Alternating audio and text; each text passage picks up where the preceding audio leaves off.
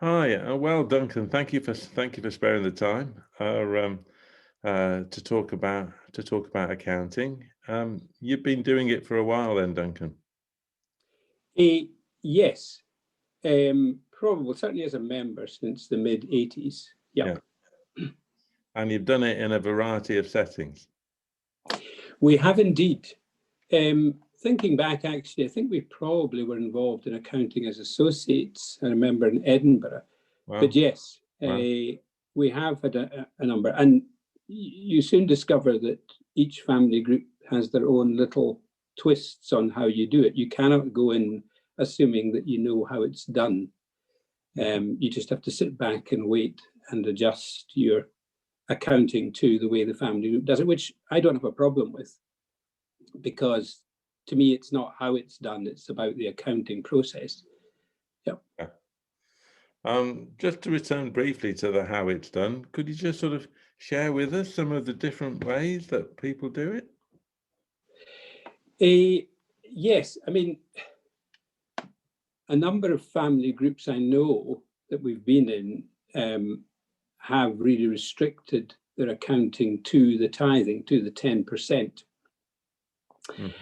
and are very reluctant to go beyond that as to how they dispose of the 90%. So that varies from group to group. How you calculate your disposable income, despite the fact that we are given a form by the community, there's still a wide variety of how groups establish their disposable income. And that's inevitable because people ask for dispensations for different things and have different demands on the resources. So again, that's kind of inevitable. Have you tended to use the tax allowance, I seem to remember? Yes, but actually, I may be wrong, but when we joined the Highland Family Group, somebody said to us that was how Highland Family Group did it. And it seemed to make sense in that I discovered one time when I was in Iona, and we went into the low door bookshop, the one just opposite the Columba Hotel, and came across a copy of this document, which is an edition of the Coracle from 1949. And I think it's George MacLeod laying out an economic witness by, he says, churchmen, but church people will say. And that's how it seems to be formulated. It's based on removing what is your allowance, your tax allowance. There are slight difference, national assurance and things like that, and rent is allowed if you have rent. So it was establishing very simply. The other interesting thing in this leaflet was that it covers married men on different incomes, and then it goes to single women occupying a flat or living at home. It then goes to Borstow boys and students in lodgings, but it never mentions single men. Right. How to work it out. But even though he was one. Even though he was one at that time, exactly. Yes. Has it? I mean, in our family group, we do it slightly differently, and I must say, using the tax allowance would save a lot of adding up of our different expenses. But people in our family group have been fairly flexible about accepting the different ways in which people do it. Yes. Has that been your experience in other family groups? I think probably less so, to be honest. People like, it depends, but certainly some groups, they like everybody to adhere to one system. And I suppose that gives everybody the same baseline that they're working from. But yes, I mean, the tax allowance is a simple way of doing it, in that that's what the government says you're kind of entitled to, I suppose, before they start taking their chunk. And it is a simplified way of doing it, certainly. The other thing I came across actually, which was interesting, was that in the early days, they talked about the tithing of the 5% going to the church. There was like an assumption that you gave to the church 5%, and the other 5% was dispersed partly, I think, to the Iona community, but also to support members within the family group. Seemed to be, I'm sure it went beyond that, but that was the one area that was mentioned. And I know that within my parents' family group, that they talked about occasions when they did support other members of community who were struggling to cope with their finances. So yeah, so over the years, it's varied enormously. Yeah. And have you had any difficult moments during the accounting process that you'd like to share with us, or has it generally been pretty calm? I would say it's been pretty calm. Mainly, it's this silence about, in a number of family groups, this silence about the 90. And if you've just gone into a family group, it's difficult to raise that if it stops at the 10% and people just work it out and say how much they're giving to various organizations in the community, but are not prepared to discuss what they do with the other 90% of their income.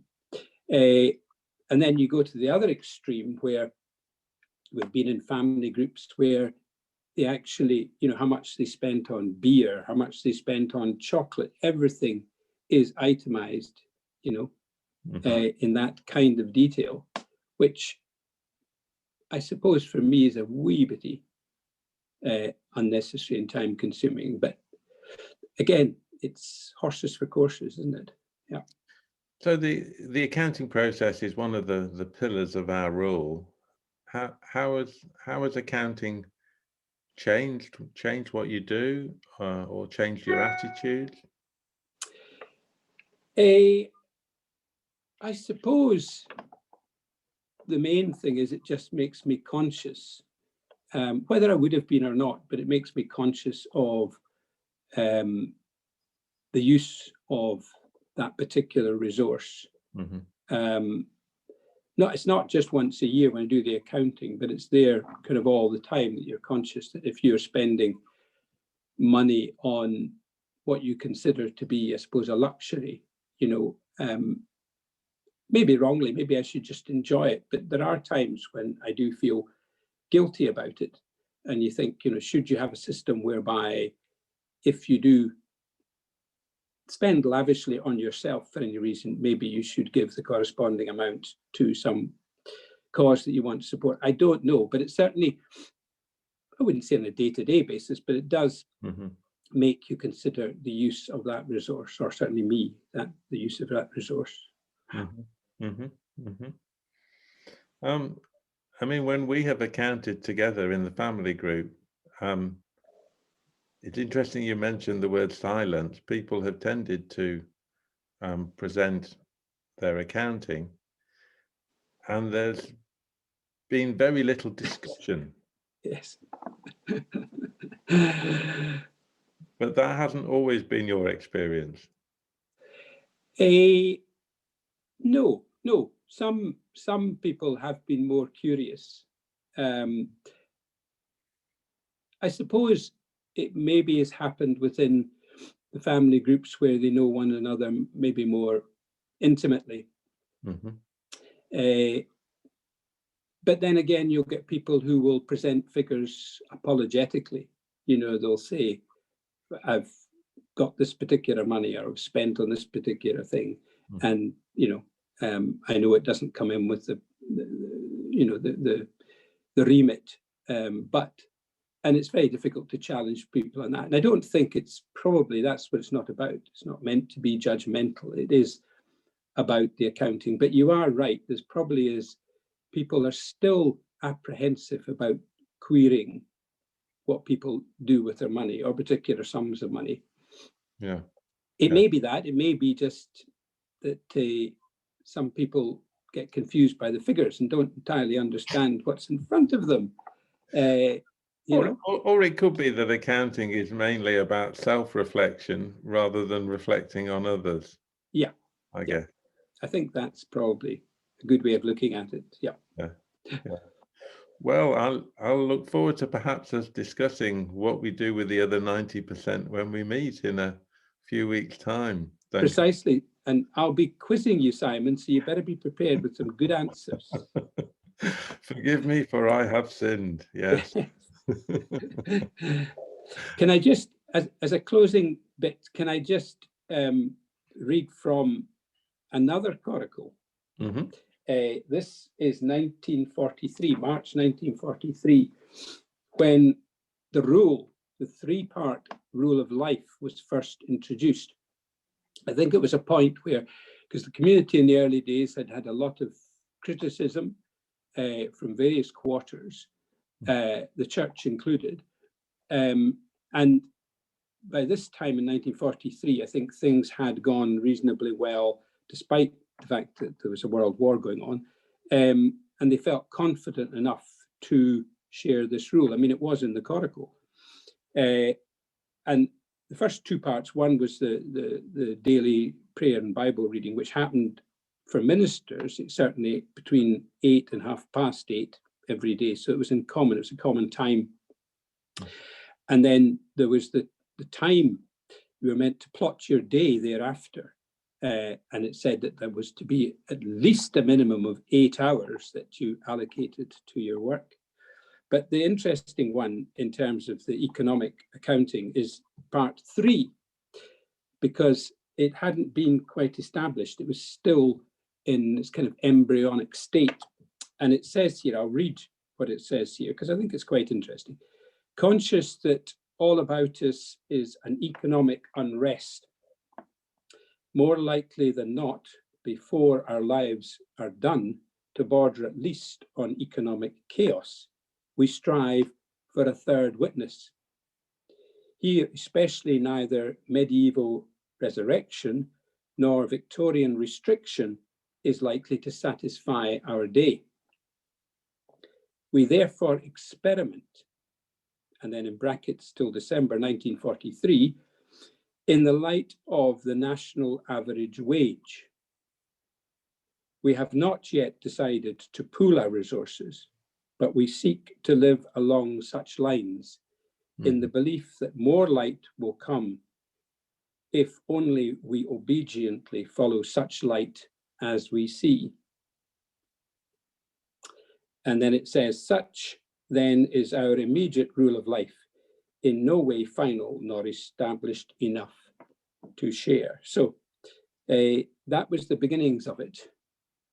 And as I say, it was to look at the average earnings and use that as their baseline, I think. But it was interesting, and particularly kind of the language. You know, you think 1943, and yet the language is remarkably, to me anyway, seems remarkably archaic.